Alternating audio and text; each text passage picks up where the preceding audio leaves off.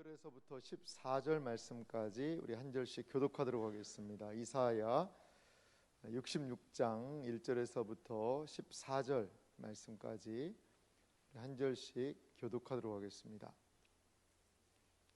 제가 먼저 이사야 66장 1절을 읽겠습니다.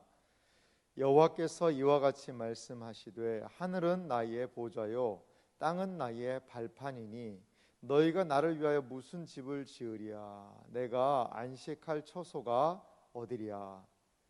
나 여호와가 말하노라. 내 손이 모든 것을 지었으므로 그들이 생겼느니라.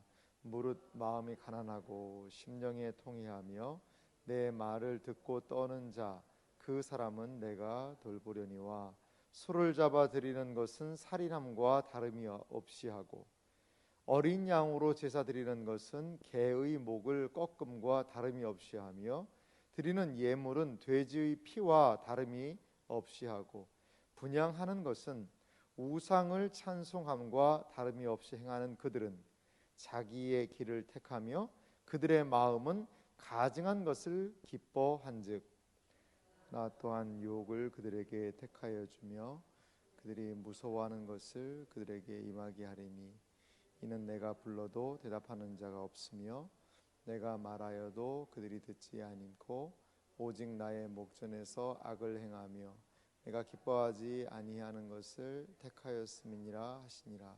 여호와의 말씀으로 말미암아 떠는 자들아 그의 말씀을 들을지어다. 이르시되 너희 형제가 너희를 미워하며 내 이름으로 말미암아 너희를 쫓아내며 이르기를 여호와께서는 영광을 나타내사 너희 기쁨을 우리에게 보이시기를 원하노라 하였으나 그들은 수치를 당하리라 하셨느니라.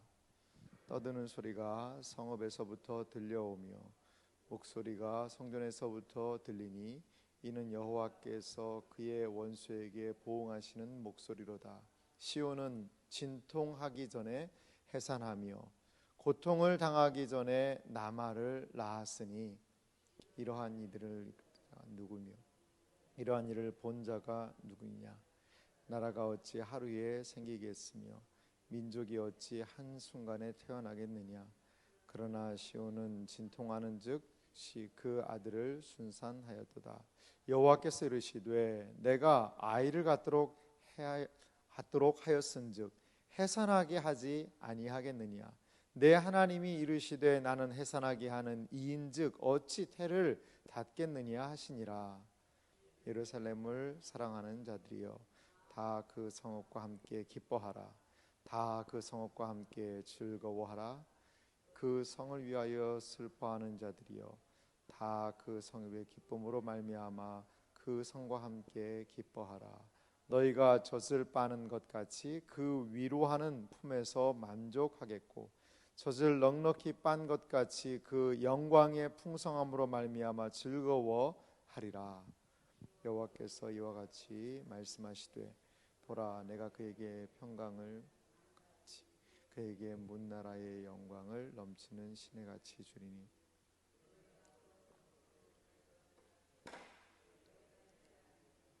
그 무릎에서 놓을 것이라. 어머니가 자식을 위로함 같이 내가 너희를 위로하였은즉 너희가 예루살렘에서 위로를 받으리니 너희가 이를 보고 마음이 기뻐서 너희 뼈가 연한 풀의 무성함 같으리라. 여호와의 손은 그의 종들에게 나타나겠고 그의 진노는 그의 원수에게 더하리라. 아멘. 하나님께서 지금도 역사하고 계신가? 이 주제는 많은 그리스도인들이 궁금해하는 주제이고 또 하나님께서 정말 나를 도와주셨으면 좋겠다라는 기대와 바람을 모두가 하고 있죠. 그런데 때로 하나님께서는 침묵하시는 것 같고 때로 나의 상황을 보면 하나님께서 여전히 나의 상황에 대해 전혀 개입하지 않으시는 것과 같은 그러한 답답함을 만나게 됩니다. 근데요, 이러한 답답함은 신앙생활 하는 곳 안에도 존재할 수 있습니다. 예배를 드리고 기도를 하고 성경을 읽어도 냉랭함 속에 이 과연 하나님이 살아 계시기는 한 건가 라는 생각이 들기도 하더라는 거죠. 우리는 지금까지 이사야서를 좀 계속해서 살펴보았습니다. 오늘 66장 마지막 장인데요. 그리고 내일까지 해서 66장을 마무리해서 이사야를 마무리 짓습니다. 이사야서가 어떠셨는지 모르겠어요. 쉽지 않습니다. 이사야서가 생각보다 참 쉽지 않은 부분입니다. 성경이 내가 읽으면 다 이해되고 다 이해할 수 있으면 그게 성경이겠습니까? 하나님의 말씀이 그렇다고 해서 너무 어려워서 아예 알지 못하는 건 아니겠지요. 겸손하게 우리가 하나님의 말씀을 늘 상고해야 되는 것 같아요. 그런데 이사야 40장에서 66장까지의 이 커다란 줄기의 하나의 흐름은 하나님께서 범죄하고 연약하고 그리고 하나님의 은혜에서 멀어진 심령을 그냥 내버려 두지는 않으신다는 거죠. 하나님께서는요, 범죄하고 하나님을 대적하는 심령들을 심판하시고 그들에게 적절하게 보응하시는 하나님이시라는 겁니다. 그리고 또 우리 하나님께서는 하나님의 말씀을 기억하고 의지하고 순종하며 그래도 말씀 붙들고 살려고 하는 그 심령들을 향하여 하나님께서는 자비와 긍휼과 은혜를 베푸시는 분이심을 우리는 알 수 있습니다. 이것이 그 이사야서의 이사야 40장에서 66장까지 우리에게 주시는 위로입니다. 오늘 말씀을 좀 살펴보면요, 66장 1절은 이렇게 좀 시작을 하고 있어요. 여호와께서 이와 같이 말씀하시되. 여러분, 여호와께서 말씀하신다 라는 이 성경 구절을 읽을 때 어떠한 좀 생각이 드십니까? 하나님께서 말씀하시는 것에 대한 좀 기대가 있었으면 좋겠어요. 모두가 다 침묵하는 것 같고 하나님께서 내 삶에 개입하지 않으시는 것 같은 상황에서도 성경을 통하여 하나님은 여전히 말씀하고 계시지 않습니까? 우리가 그 음성을 들어야 돼요. 여호와께서 이와 같이 말씀하시되 무엇을 말씀하십니까?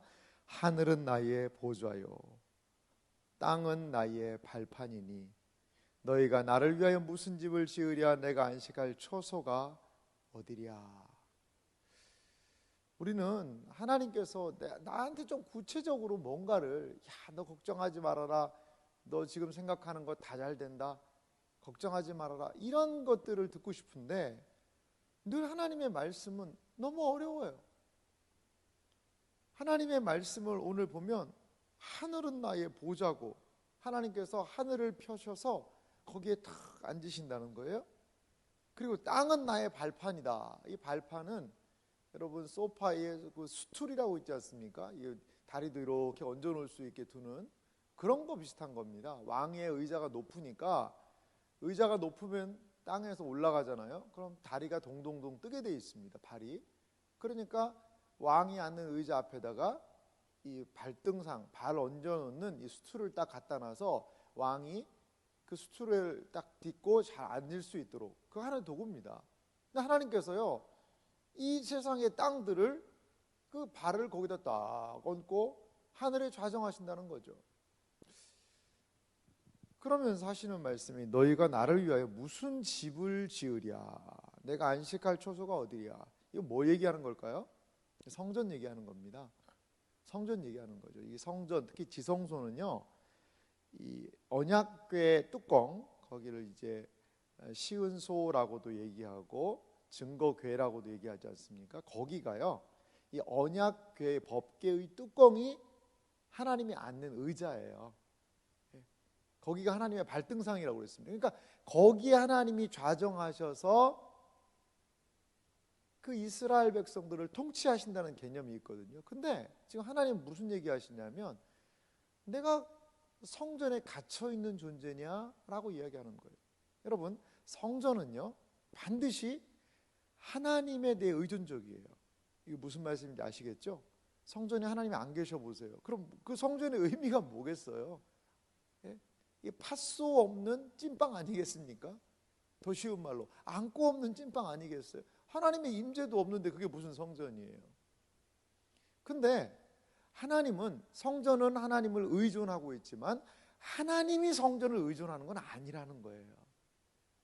하나님께서는 하나님의 영광을 드러내지 못하는 성전이라면 경상도 말로 치아뿌라 할 수 있다는 거죠. 근데 그거 없이도 나 하나님이다. 나는 하늘에 나의 보좌를 펴고 땅을 발등상 삼아서 존재하는 게 바로 나다라고 하나님 얘기하시는 겁니다. 여기에서의 뉘앙스는 아마 성전에서 지금 뭔가 잘못되고 있는 것 같아요. 그래서 2절에도 보니까 나 여호와가 말하노라 내 손이 모든 것을 지었으므로 그들이 생겼느니라. 무릇 마음이 가난하고 심령에 통회하며 내 말을 듣고 떠는 자, 그 사람은 내가 돌보려니와. 하나님께서 돌보시는 사람이 있어요. 말씀을 듣고 떠는 사람이에요. 근데요 3절 보십시오. 이 3절이 읽었을 때 이게 무슨 말이지? 라고 조금은 좀 의아해 하셨을 텐데요, 좀 살펴보면요 3절 소를 잡아 드리는 것은 살인함과 다름이 없고 어린 양으로 제사 드리는 것은 개의 목을 꺾음과 다름이 없으며 드리는 예물은 돼지의 피와 같고 분향하는 것은 우상을 찬송함과 다름이 없이 행한다. 여러분 이게 무슨 말일까요? 소, 어린 양, 거기 예물 각주 표시에 보면 그게 소제라고 나와 있습니다. 소제. 그리고 분향, 향단에서 향을 드리는 거거든요. 이게 다 어디에서 이루어지는 행동들이죠? 성전에서 이루어지는 행동들입니다. 외적으로 볼 때는요, 소를 잡아서 하나님께 번제로 드려요. 어린 양을 드려요. 그리고요 예물, 소제를 드려요. 곡식을 빻아서 그걸로 드려요. 분향, 하나님께 향을 만들어서 흠향하십시오 라고 향을 올려드리고 하는 거죠. 근데요 3절 뒤에 보세요. 그들, 그렇게 행하는 사람들이 있다는 거죠. 그들은 자기의 길을 택하며 그들의 마음은 가증한 것을 기뻐한즉. 겉으로 보기에는 소 잡았어요, 양 잡았어요, 소제예요, 분향이에요. 그런데 그들의 무엇은요, 마음은 가증한 것을 기뻐한다는 거죠. 그러니까요 여기에 소를 잡아들임이 살인, 어린 양이 개의 목을 꺾음, 개는 부정한 짐승입니다. 그리고 드리는 예물, 소제는 돼지의 피, 돼지도 부정하거든요. 분향, 우상을 찬송하는 것, 그것도 부정한 거죠. 그러니까 이들이 겉모습을 보기에는 멀쩡해 보여요.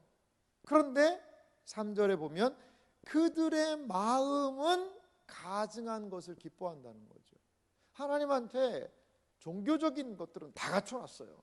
소, 양, 소제, 향 다 하고 있는데 하나님께서 그들의 마음을 가만히 살펴보니까 그 마음 속에는 가증한 것을 기뻐한다는 거죠.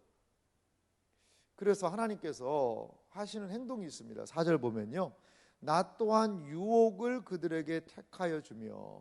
이들이 무엇을 택했냐면 3절에 보니까 자기의 길을 택했다고 얘기를 하거든요. 자기 마음대로 했다는 겁니다. 쉽게 말하면. 그러니까 하나님께서도요 유혹을 그들에게 택하게 하여 주고 그들이 무서워하는 것을 그들에게 임하게 하리니. 왜 그러냐면요, 이는 내가 불러도 대답하는 자가 없으며 내가 말하여도 그들이 듣지 않고 오직 나의 목전에서 악을 행하며 내가 기뻐하지 아니하는 것을 택하였음이라. 다른 말로 하면 하나님의 말씀에 전혀 반응하지 않는 겁니다. 여러분 이런 아이러니가 어디 있을까요? 하나님한테 제사를 드리고 소제로 향을 드렸는데 하나님 보시기에 하나님이 말씀을 계속해도 꿈쩍도 안 했다는 겁니다.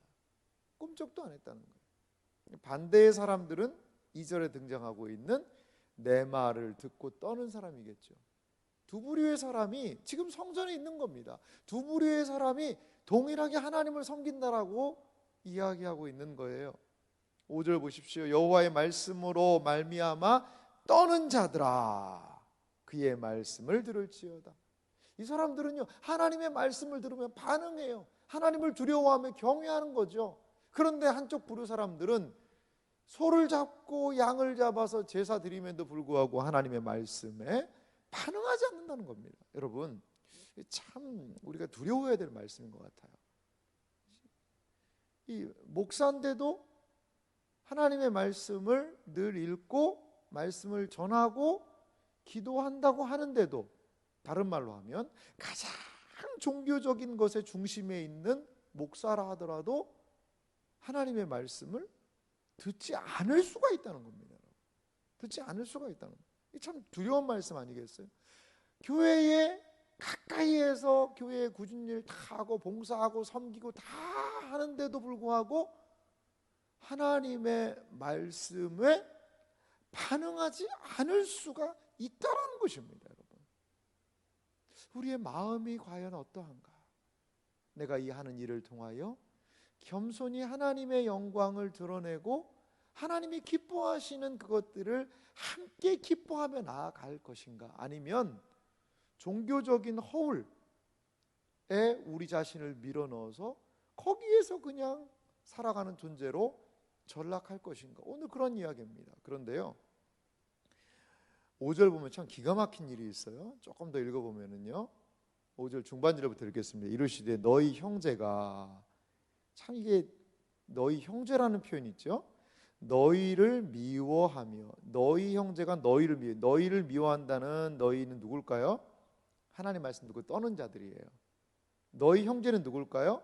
3절에 있는 마음이 가증한 자들입니다. 근데 그 사람들이 형제라고 이야기하잖아요. 한 공동체 안에 있는 거예요. 그런데 그 마음이 가증한 자기의 길을 택한 그 사람들이 하나님 말씀으로 떠는 사람들을 미워했어요. 그래서 내 이름으로 말미암아 너희를 쫓아내며, 하나님 말씀 듣고 떨었다는 것, 그것 때문에 그 사람들을 쫓아내는 거죠. 이르기를, 이렇게 이야기해요. 누가요? 마음이 가증한 자들이 하는 이야기입니다. 들어봅시다. 여호와께서는 영광을 나타내사 너희 기쁨을 우리에게 보이시기를 원하노라. 여호와께서는 영광을 나타내서 너희 기쁨을 우리에게 보이시기를 원하노라. 뭐 그냥 얼핏 읽으면 좋은 말 같습니다. 뭐 하나님의 영광이 나타나고 기쁨이 나에게도 있었으면 좋겠구나, 이런 이야기인데, 이거는요 엄밀하게 보면 조롱입니다. 조롱하는 거죠. 야, 여호와의 영광이 뭐 니들에게 나타난다고? 뭐 너 기뻐? 그럼 야, 나는 더 기쁘다. 야, 나는 더 기쁘다. 아니, 내가 잡은 소가 얼마고 양이 얼마인데 내가 더 기쁘다. 야, 뭐 니들이 뭐 그런다고? 아이고, 웃기는 소리 하지 말아라. 약간 이런 조롱이 여기 있는 겁니다. 조롱이. 그렇게 했는데요, 그렇게 했는데 5절 마지막 보면 충격적인 반전이 있죠. 그들은 수치를 당하리라. 누가 수치를 당한다는 거예요? 이렇게 여호와의 말씀을 떠는 자들을 쫓아내고, 그리고 조롱한 그들이 오히려 수치를 당하겠다는 겁니다.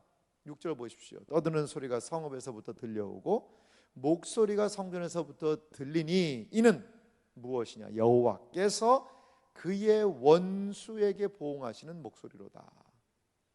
이 마음에 가증한 것을 기뻐하는 그 사람, 자기의 길을 택한 그 사람을 6절은 원수라고 이야기하고 있습니다. 하나님의 원수라는 겁니다. 아니, 그들은 지금 성전에서 제사 드리는 사람들입니다. 그 사람이 제사장일지 레위인일지 잘 몰라요. 아니면 와서 제사를 정말 드리는 백성의 한 사람일지 모릅니다. 그런데 그들이요 지금 하나님의 원수가 되어버렸다는 겁니다. 오히려 하나님을 진정으로 말씀을 섬기고 그 말씀에 반응하는 사람들을 쫓아내고, 그러한 사람들을 하나님께서 분명하게 보응하시겠다는 겁니다. 여기에 하나님의 목소리가 들립니다. 떠드는 소리, 목소리, 여호와께서 그의 원수에게 보응하시는 목소리라고 이야기해요. 우리 하나님은 말씀을 통하여 심판하십니다. 말씀으로 세상을 창조하신 그분께서는 요한계시록 19장에도 보면 입의 검으로서 심판하신다. 말씀으로 심판하시는 하나님이시라는 겁니다. 하나님의 말씀 우리 들어야 합니다. 하나님의 말씀에서 우리의 마음이 너무 딱딱하게 굳어져 있고 강팍해져 있다면 하나님의 말씀에 더욱더 우리는 납작 엎드려서 그 강팍함들이 깨어지기를 위해서 기도해야 돼요. 그러지 않으면 그 하나님의 말씀이, 그 감미롭고 부드러운 생명의 말씀이 우리를 심판하는 도구가 될 수도 있다는 겁니다. 7절에서부터 14절에 있는 내용의 핵심은 무엇이냐면 하나님께서 그 성 예루살렘을 회복시키시겠다는 거예요. 지금까지 예루살렘은 어떤 곳이었습니까? 제사를 드려도 그 제사 안에 하나님을 경외하며 하나님의 말씀에 대한 청종 없이 형식적인 제사가 있잖아요. 그게 이사야 1장의 이야기입니다. 헛된 재물 더 이상 내게 가져오지 마라, 내 마당만 밟힐 뿐이다 라고 이야기하지 않습니까? 그런데 하나님께서 그러한 것들을 정화시키시고 그리고 예루살렘 성을 온전히 회복시키실 것을 말씀합니다. 7절에서 8절에 보면 이 출산의 비유를 이야기하는데요. 7절을 보십시오. 시온은 진통을 하기 전에 해산하며 고통을 당하기 전에 나마를 낳았으니, 이 시온은 예루살렘이라고도 생각하면 좋겠어요. 고통을 당하기 전에 나마를 낳았다는 거죠. 이게 뭐 순풍순풍이라는 이야기도 하지 않습니까? 그냥 아이가 그냥 쑥 태어난 거예요. 그런데 8절을 보니까 이러한 일을 들은 자가 누구며 이러한 일을 본 자가 누구냐. 잘 보세요. 나라가 어찌 하루에 생기겠으며 민족이 어찌 한순간에 태어나겠느냐. 자, 나라가 어떻게 하루에 생기겠어요? 민족이 어떻게 한순간에 생기겠어요? 그러나 시온은 진통하는 즉시 그 아들을 순산하였도다. 무슨 말일까요? 상징적인 표현입니다. 하나님께서 예루살렘을 순식간에라도 회복시킬 수 있다는 거죠. 그랬잖아요. 포로 때에 이들이 어떻게 포로로에서 해방될 것인가. 참 앞길이 캄캄했지 않습니까? 그런데 고레스라는 왕이 딱 등극하니까, 야, 이스라엘 백성들, 니네는 네 고토로 고국으로 돌아가라. 한마디에 그들이 해방당하거든요. 순식간에. 하나님께서 하시면 그런 겁니다. 어제 광복절이었습니다. 여러분, 우리나라가요, 일제 식민지가 이 통치가 언제 끝날지 많은 사람들이 몰랐다는 거죠. 앞날이 캄캄하고 보이지가 않아요. 이게 이 일본의 세력은 더 강성해지는 것 같고, 일본이 태평양 전쟁을 통해서 막 미국하고도 싸움을 하고 엄청난 맹위를 떨치고 있지 않습니까? 야, 우리나라는 일본한테 이제 완전히 망하는가? 그런데 일본이 순식간에 원폭 투하 사건으로 인해서 항복하지 않습니까? 순식간에 말이죠. 하나님께서는요, 우리의 인생에 우리가 평생을 고민하던 문제도 순식간에 해결하실 수 있는 분이심을 여러분 기억하시기 바랍니다. 하나님이세요.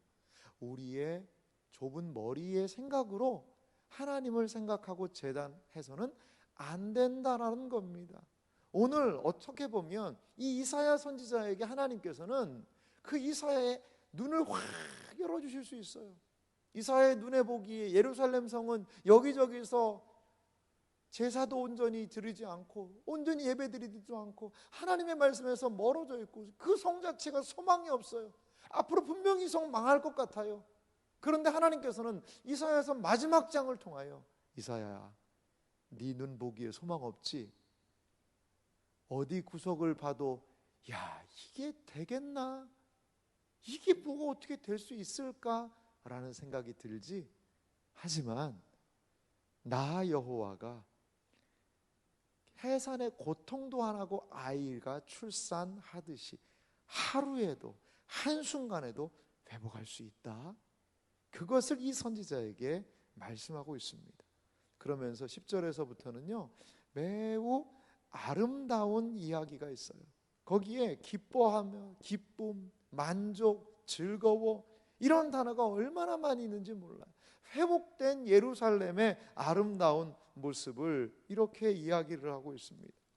여러분, 그래서 12절 말씀을 한번 읽어보면요, 여호와께서 이와 같이 말씀하시되 보라, 내가 그에게 평강을 강같이 그에게 문 나라의 영광을 넘치는 시내같이 주리니 너희가 그 성읍에 젖을 빨 것이며 너희가 옆에 안기며 무릎에 놓을 것이라.